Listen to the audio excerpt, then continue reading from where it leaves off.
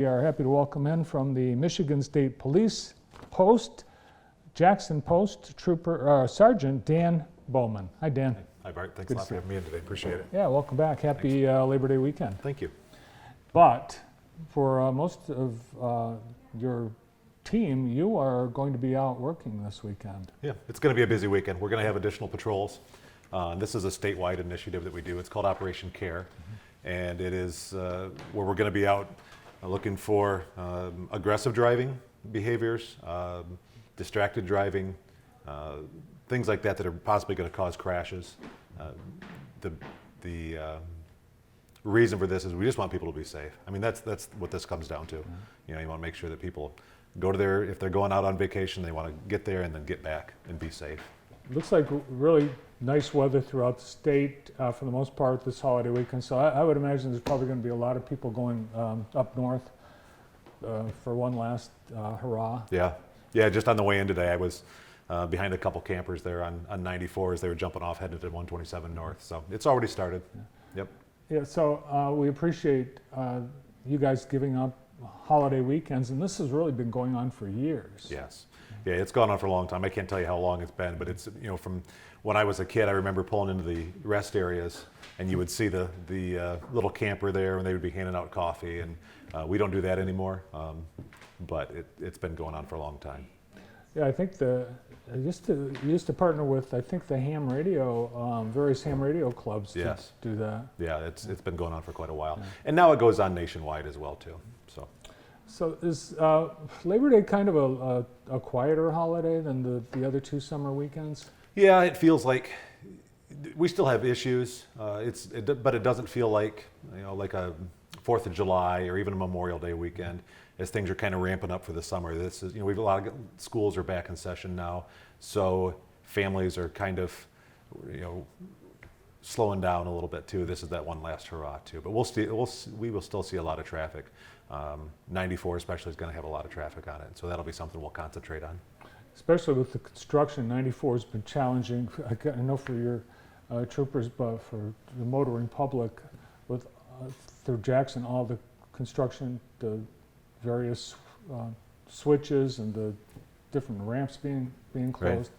Right. Are we seeing more in the way of either accidents or violations to the construction zone? So we've had dedicated patrols on 94 through the construction zone all since it began. It's something we work hand in hand with MDOT, and we are out there trying to get people to observe that 60-mile-an-hour speed limit. So it's 60 all the way from 60 miles an hour from Sargent Road all the way out to almost the Sandstone Rest area out past M60. And then anywhere in between there, it's 45 miles an hour where anybody is working. And so we've really tried to work with that and have a patrol out there constantly for that. Just specifically trying to prevent any crashes or any of the construction workers being injured. And MDOT says they're suspending construction, not on every project in the state. About 90% of the projects, there are still some that'll be working throughout the weekend. Yeah, and we will have patrols out in the construction zone this weekend again as well too, on 94, as well as throughout the county too, but 94 is really a focus area for us too, because we live here in Jackson, so we know what the traffic looks like, and we know how bad the interchanges have been on 94 for all of us. I mean, if we've lived here for a while, we get so much traffic coming and going from Detroit to Chicago and back and forth that pass through Jackson County. Those are the folks we're trying to help remind them as well too. And a lot of those people, it's their first time that they're traveling through this area, especially at night. It really can be a challenge. Yeah. And you don't realize how fast people do come through here at nighttime through the construction zone. A lot of folks they just have their crews set and they don't take it off as all the way coming through, and that can be really dangerous. Yeah, particularly under the overpasses where the lane's narrow. Yes. And that comes up really fast, and at night you just aren't that aware that it's there. Yeah, that once again, it's just trying to make sure people are safe and passing through while we make these changes, and MDOT does everything that they're doing. And we're all hopeful that once this project's done, the highway will be a lot more safer. We hope. You know, we had looked at, a few years ago, they did a study of hot spots on 94 for crashes, and I don't think anybody will be surprised when I tell them that the Cooper Street interchange was one of the higher numbers of crashes there. So that's we're looking forward to not being dispatched out there to crashes whenever it rains or something like that there at Cooper and 94.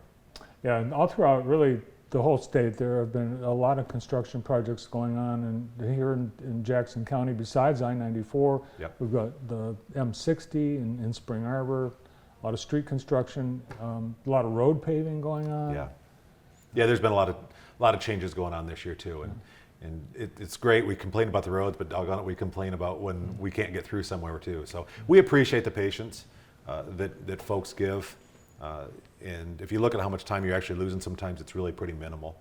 Just slow down a little bit, make sure that everybody gets where they need to be safely, especially your own family. Yeah, I think we've all been in that situation. Someone flies by us at 80, 90 miles an hour. They're in a hurry, and you arrive Yeah. at the same time. We catch them at the next stoplight, You do. or we catch them at the next slowdown. Yeah. Yeah. Yep. Yeah, we always look for that. We look forward to that. Yeah, I do too. Yeah, that's exactly right too. You're looking forward and hope to maybe that there's a trooper or a deputy parked in the median as you go by too. So you'll pull people over and you'll get the horn honks, and you know you've got the right guy usually at that point too. So Well, obviously, the drinking and the drugs and the distracted, all those things contribute to dangerous conditions. But I'm wondering what it is for the state police with the changes in the law and concerning marijuana. We don't have the actual official laws in place regulating recreational marijuana, but people are using it because we passed that law. absolutely, it's legal. Correct. So the state of Michigan, the citizens of the state voted that it's legal, so it is. But it can impair you just like any other substance. And if you're going to use, I want to make sure that you're safe, that you're not using in a way that's going to impair you, that if you have, it's the same as drinking alcohol. Not the effects, but if you're impaired by anything at all, find somebody else to drive for you. Plan ahead a little bit. Make sure that you're not going to be somewhere that you have to drive home, or that you've called somebody to help get you home too. And there's no test like you do for blood alcohol or a breathalyzer for marijuana, but you do have discretion. You have to make a decision. So we'll do the same things that we did, or that we do with alcohol. We'll put people through standardized field sobriety tests to see if they can function. If they do the walk and turn, or the one-legged stand, or we'll look for nystagmus as well too. So just looking to see if that person is impaired by any substance, and they're behind the wheel. Once again, I want to make sure that those folks are safe, that everybody else on the road is safe too. So I think we'll eventually see something with oral fluid analysis coming up, but that stuff is still in the works. All right. And with distracted driving, another reason for accidents. Yep. And are we getting any better as drivers at putting our cell phone away? I don't know if we are. No. I think sometimes we get a little bit worse because we get more comfortable with it. I worked for years working with teens, and I would ask the teens what the things that their parents were doing, and we as adults are just as bad as our kids are. And once again, it's planning, getting comfortable, not answering your phone. Your phone goes off, you want to know right then. It's that immediate gratification of getting that text or that Snapchat or whatever it may be. We've just got to get better about it, and ultimately the technology hopefully will be the thing that saves us from the technology too. Yeah, do you come upon accidents that are caused by that? I'm sure all We the do, time. yeah. Folks don't often like to admit that they were distracted, but you can, when somebody runs directly in the back of somebody that's waiting to turn, maybe they won't admit it, but sometimes it's obvious too. So, Yeah. sure.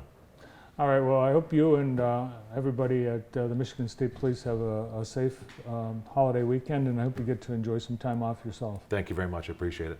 Appreciate you coming in today. Thanks a lot. Thanks for having us in. You bet. All right. From Michigan State Police, Jackson Post, Sergeant Dan Bowman.